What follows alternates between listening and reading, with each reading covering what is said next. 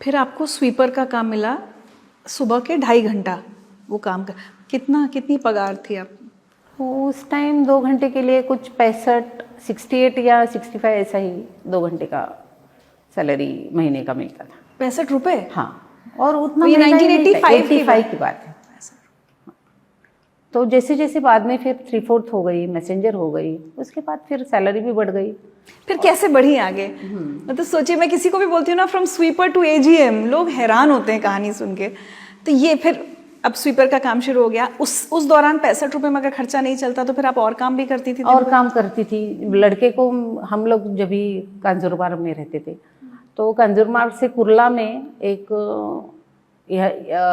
छोटे बच्चों का ऐसे जिससे आवाज़ आता है, चाव चाव ऐसे जो चलते हैं बच्चे, तो वो आवाज़ आता है, तो वो वाला एक कंपनी था। तो उसमें मैं 15 रुपया डेली वहाँ मिलता था, पर सुबह 11 बजे से लेके शाम को 7 बजे तक वहाँ डाई मशीन पे काम करना है। तो वो मैं करके उससे फिर मैं गुजारा। तो उसमें बच्चे को कौन संभालता था? बच्चे को साथ में लेके जाती थी, वो मेरे बाजू में ही बैठेगा। बैंक भी नहीं? नहीं, बैंक में नहीं, बैंक तो मॉर्निंग में था ना, सुबह 6 से 8 बैंक का खत्म होता था, तो मैं 5 साढ़े 5 ही उठ जाती थी। और जब भी कभी ऐसे विनायक कभी मांगता है कि मम्मा पार्ले जी का बिस्किट लाओ ना थोड़ा, तो मैं लिटरली 1-1 2-2 स्टॉप उतर जाती थी पहले ही, और जो पैसे 5 पैसे 10 पैसे बचते थे वो 4-5 दिन में इकट्ठा करके, और फिर मैं मेरे बेटे के लिए एक पार्ले जी का पूड़ा लेके जा पाती थी। जब उसका एडमिशन का टाइम आया, तो हमारे बाजू में कौसाबाई करके एक औरत रहती थी, तो स्कूल में एडमिशन के लिए कम से कम 1,500 रुपया तो चाहिए, पैसे तो नहीं है, क्या करे। ऐसे ही बारिश का मौसम था, वो चोर बाजार में जूते बेचती थी, मीन्स चोरी के जो आते हैं वो वापस उसको ठीक ठाक करा के वो बेचने का। वो बोली तू चल, मेरा प्रतीक्षा नाम मेरे सेकेंड मैरिज के बाद मिस्टर प्रमोद ने रखा, मेरा पहले का नाम तुलसा था, तुलसा। तो बोली तुलसा चल तू मेरे साथ, मैं तेरे को ऐसा प्लास्टिक का जो जूते है वो भर के देती हूँ गोने में। और फिर उसने वो अपने पहचान से, और थोड़ा एक पतला सा चेन था, तो वो गिरवी रख के 500 रुपया वो, और मैं गई वो सारा स्टैंडर्ड स्टोर से मैं वो पूरा बोझा सर पे ढो के ट्रेन में फिर कांजूरमार्ग स्टेशन पे ऐसे बारिश में खड़ा रह के 10 रुपया 15 रुपया 10 रुपया 15 रुपया ऐसा करके आवाज़ दे दे के वो बेचा, और फिर उसका जो प्रॉफिट आया उससे मैंने उसका एडमिशन कराया है विनायक का स्कूल। विनायक का।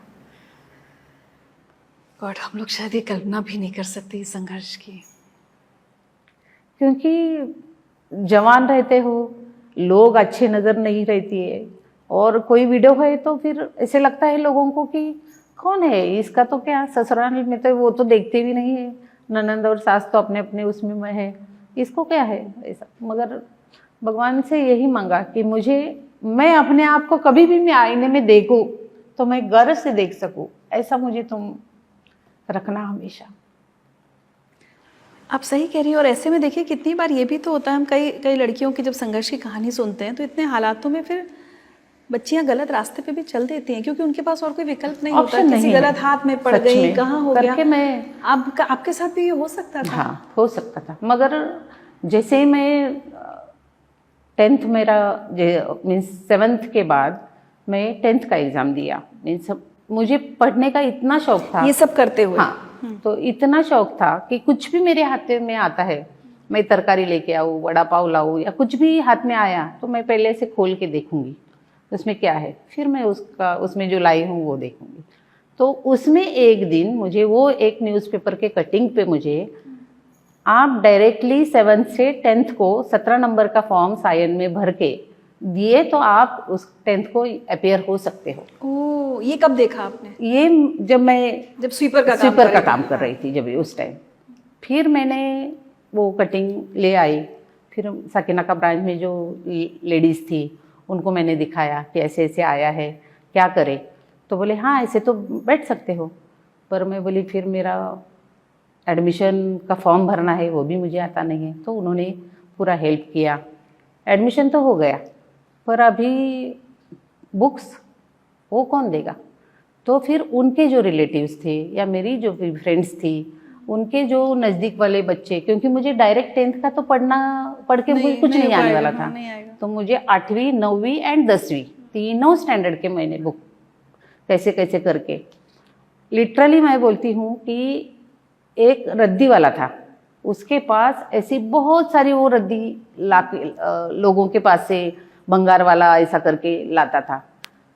हर 8-15 दिन बाद मैं उसकी शॉप पे जाती थी और बोलती थी, भैया मैं ये सारा फैला हुआ है ना, ये मैं सारा समेट देती हूँ, आपको इंग्लिश मराठी हिंदी ऐसे अलग अलग बुक्स भी करके देती हूँ, सिर्फ इसमें मुझे 8वीं 9वीं 10वीं के अगर कुछ बुक्स मिले बस मुझे उतने दे दो वो। और फिर मेरे जो स्टाफ थे साकिनाका के, उनके जो भी पहचान वाले या रिलेशन में जो भी थे, उनके जो यूज़ किए वाले बुक्स या नोट्स वाले अपेक्षित वो सारे पुराने जमा कर करके, और सेल्फ स्टडी, कोई बताने वाला नहीं है, कोई बताने वाला है नहीं कि आप ये पढ़ो, ये पढ़ने से ये होगा, कुछ नहीं।